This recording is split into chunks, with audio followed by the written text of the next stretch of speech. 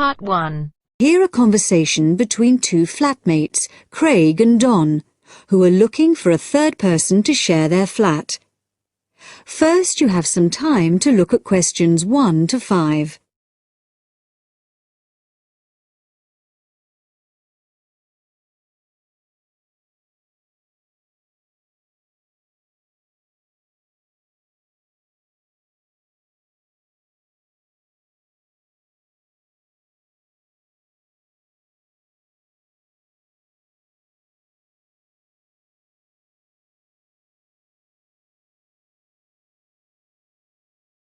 Hi, Craig. Been home long? Yeah, quite a time. Did anyone phone about renting the spare room? Yeah, we've had 3 phone calls about it. Really? Yeah. Do you want to hear about them? Sure. Right. The first one was called Phil Parrott. Uh-huh. He's a teacher. He's just qualified and he teaches sports. Okay. Actually, I'm not sure about him. He certainly sounded energetic, but he asked lots of questions about whether we smoked and what sort of food we cooked. Yeah. I mean, we don't exactly live on pizza and chips and takeaways. Well, not quite, but... But he might be a bit too health-conscious to really fit in with the sort of life we lead. Yeah. And he asked a lot of questions about the room. He said he needs a big room because he's got lots of sports equipment. Well, that's okay. The room's quite big, but I'm not so sure about him. What about the second one? He was called David Spencer. Spender? No, Spencer. C-E-R. He works at Cooper Long. You know, the big company on Broad Street. He said he was a lawyer. Oh. I'd have thought in that case he'd be earning enough to rent his own place. I wonder why he wants to share a flat. Well, he didn't say. He's quite a bit older than us. He did say he's just moved down here from the north of England. He seemed very quiet, actually. Maybe he wants to meet some new people. I got the impression he was a hard-working kind of person who doesn't go out all that much. Right. But he sounded okay. Oh, one thing, though. He said he wouldn't be staying in the flat at the weekends, so he wants to pay reduced costs for gas and electricity, because he's only here 5 days out of 7. Oh. I'm not sure about that. What do you think? Well, I suppose it's fair, but it all sounds a bit complicated. Before you hear the rest of the talk, you have some time to look at questions 6 to 10.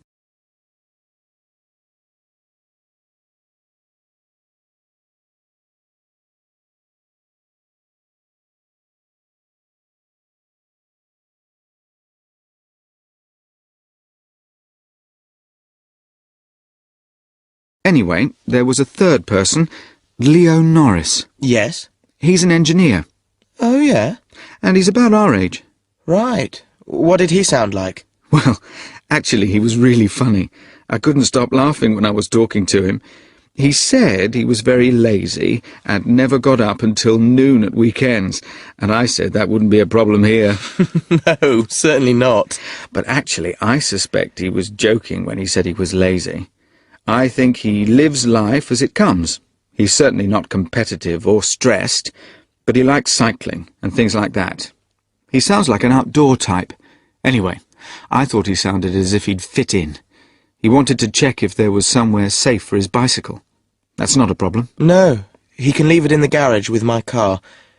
So did you get his contact details?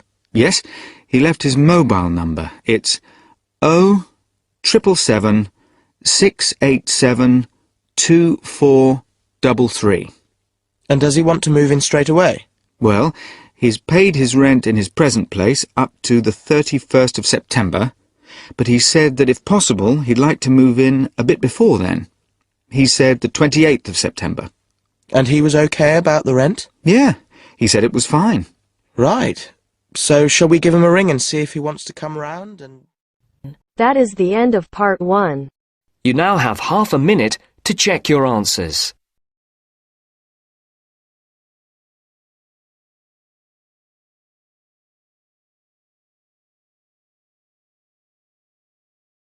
Now turns to Part 2.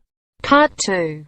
You'll hear a talk between a host and a professor called Alison Downing about cocoa beans. First, you have some time to look at questions 11 to 16.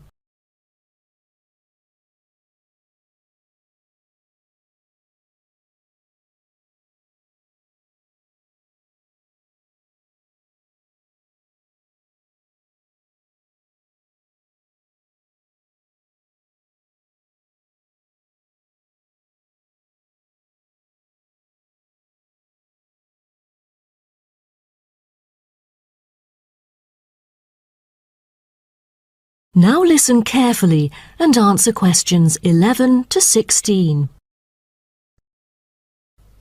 Hello and welcome to today's talk.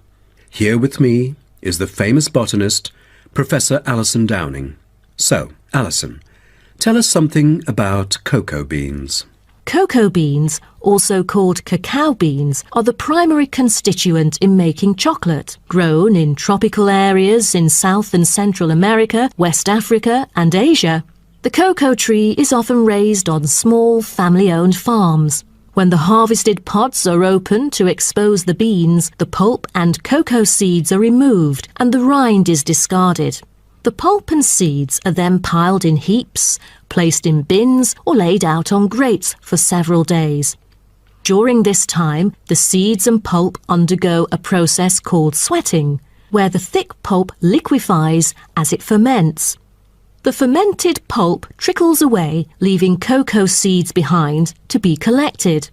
This is when the beans are harvested, and then the bags holding them are ready to be transported. But the most important step in processing the cocoa bean is cleaning it. Once the beans are unloaded from the railroad cars, the packages are opened and then weighed by machines. Then the pods are split and the seeds or beans are covered with a sweet white pulp or mucilage. On arrival at the factory, the cocoa beans are sorted and put in a hopper to be cleaned more rigorously.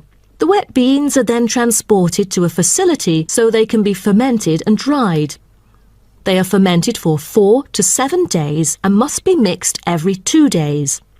They are dried for 5 to 14 days, depending on the climate conditions. The fermented beans are dried by spreading them out over a large surface and constantly raking them. Then the beans are ready to be roasted. Now, roasting takes place at a high temperature and then the beans are boiled in a heated chamber. During the roasting process, the beans will be expanded and cracked. But prior to this, the beans are trodden and shuffled about using bare human feet. During this process, red clay mixed with water is sprinkled over the beans to obtain a finer colour, polish and protection against moulds during shipment to factories in the United States, the Netherlands, the United Kingdom and other countries. Now, back to what I was saying. After the beans are cracked, they need to be cooled. Then the roasted beans are sealed in pockets. Before you hear the rest of the talk, you have some time to look at questions 17 to 20.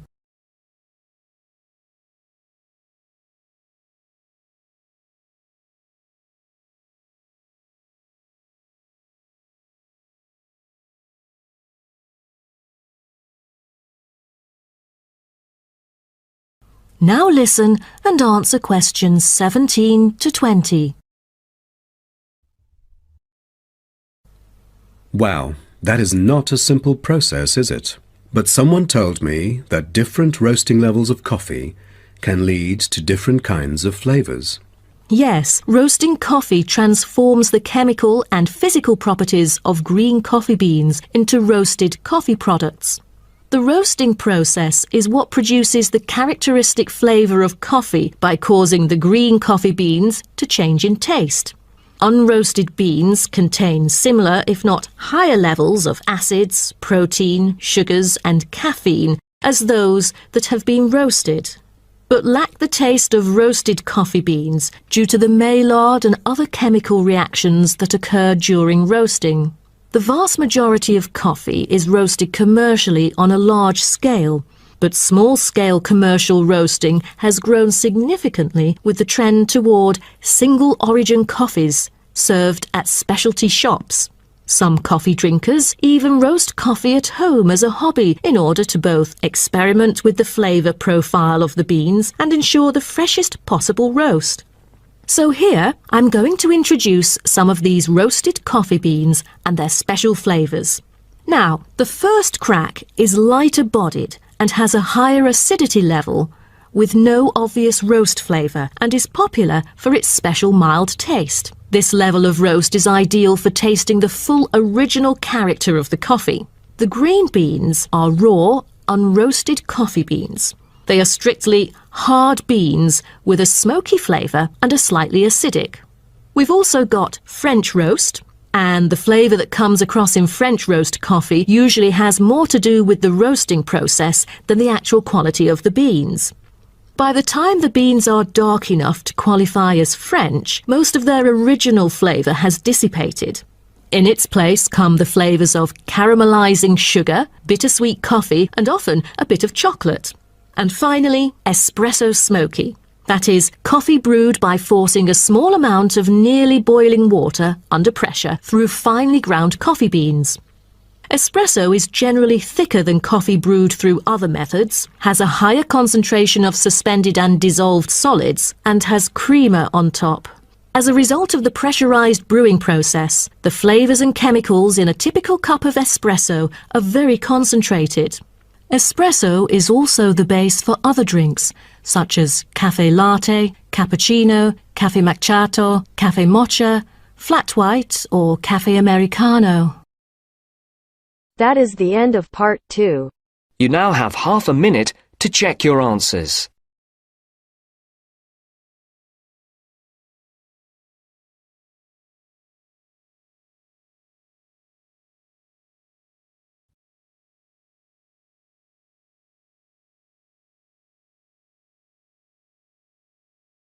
You'll hear a tutor and some students discussing eating disorders. First, you have some time to look at questions 21 to 23.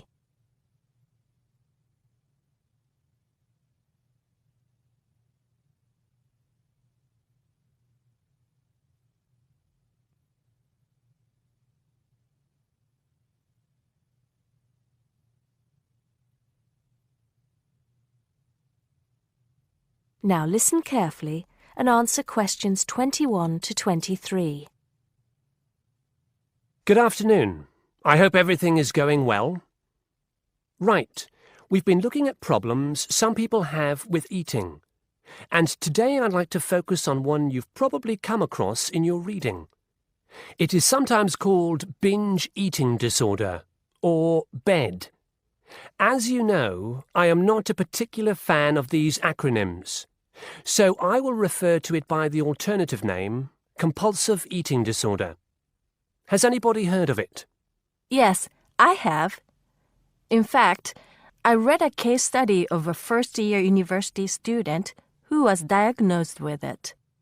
Do you remember what the symptoms are? Well, of course, one symptom is that the person eats too much, although that's true for other eating disorders as well. They also put on weight. That's right. Whereas in some other conditions, such as bulimia, they don't, and can actually lose weight. One thing that compulsive eating disorder and bulimia have in common, though, is that the person with the condition often becomes clinically depressed. Are you saying that everybody who is overweight is suffering from the disorder? Not at all. What makes the compulsive eater different is the pattern of the disorder. Initially, as we've said, the compulsive eater starts eating too much. This seems to be because the sufferer finds comfort in food and eating is seen as a way of coping with problems. They don't eat because they feel hungry. Mary, in the case study you read, was there any reference to what triggered the problem? I seem to recall that the student was suffering from stress because she was revising for exams, and she started eating snacks, junk food, while she was studying.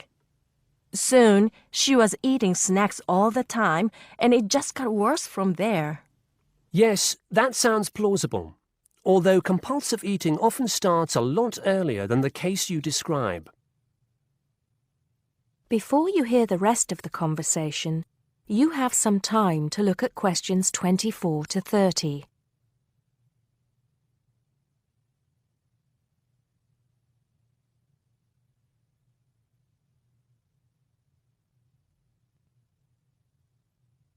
Now listen and answer questions 24 to 30.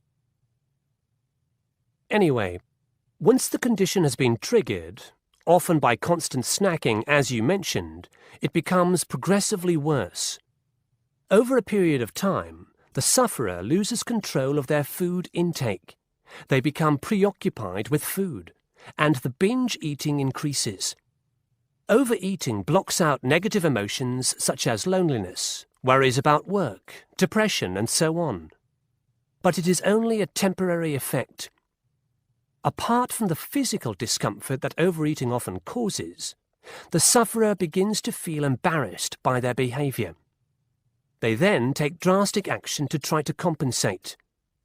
In an attempt to lose weight, compulsive eaters will try extreme diets, skipping meals, or going without any food at all for a day or more. Not a healthy way to try to lose weight, obviously. Absolutely. And of course, the person has to start eating again at some point. In other words, it becomes a vicious circle? That's right. Binge eating, extreme dieting, or attempts to lose weight by other means, and then binge eating again. What are the long-term effects of compulsive eating? As you might expect, these are similar to those for people suffering from obesity. Diabetes is frequently reported. What about treatment? The disorder can be treated, certainly. But there's always the possibility that the patient will suffer a relapse and start binging again. What does treatment involve? Medication? No. It normally involves sessions with a therapist experienced in treating eating disorders. A nutritionist will often be involved as well. Are there any self-help organizations? I mean, organizations like Alcoholics Anonymous? Yes, there are. And you might want to follow this one up for your research. One organization is called Overeaters Anonymous, and they have what they describe as a 12-step program to help people overcome the disorder. You can find out more from the organization's website. Right. I think that'll have given you plenty to follow up. So I'll see you at the same time next week. That is the end of part 3. You now have half a minute to check your answers.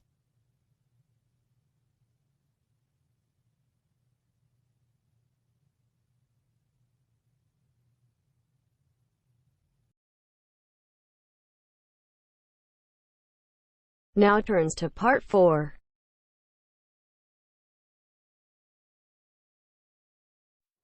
You will hear a wildlife expert giving a talk to a group of bird lovers in the UK about a species called the tawny owl.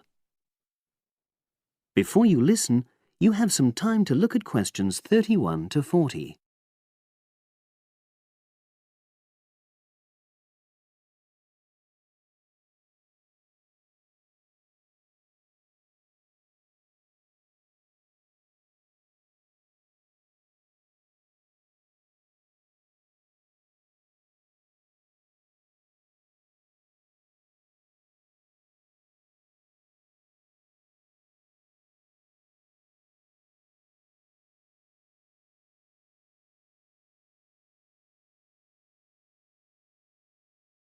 Now listen and answer questions 31 to 40. Good evening, everyone. You're all likely to be familiar with pictures of the tawny owl. Because of all the owl species in the UK, it's actually the most common one.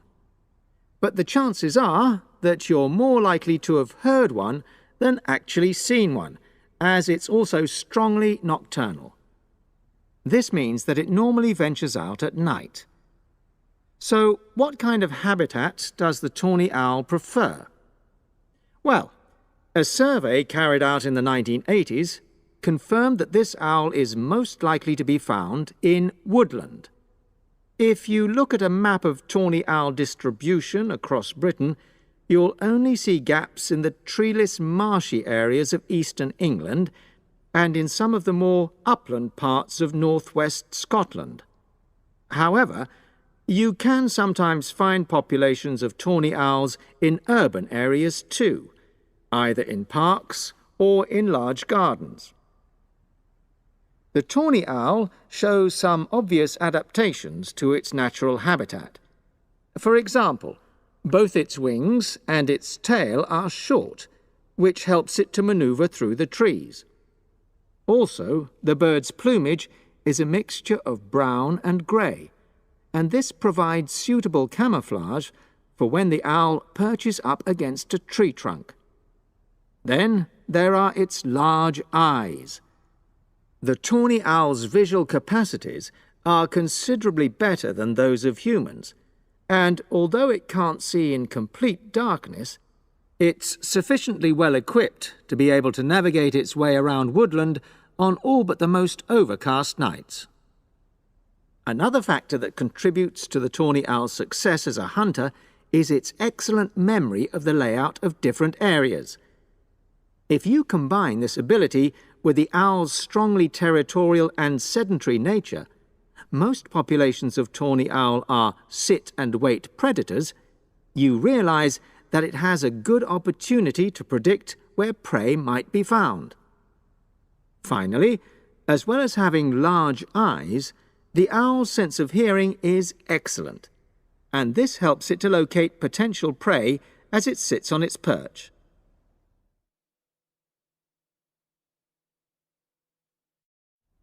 Turning now to the tawny owl's diet.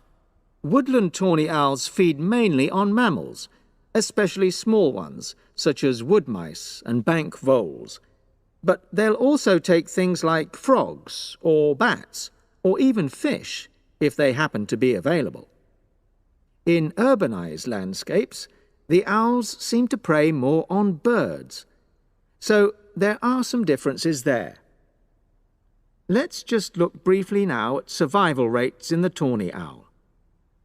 Young tawny owls face a difficult time once they leave home, and 2 out of every 3 are likely to die within their first year. So, with such high mortality levels, it's a good job that established breeding pairs can produce young over a number of seasons and maximize their chances of passing their genes on to the next generation of owls.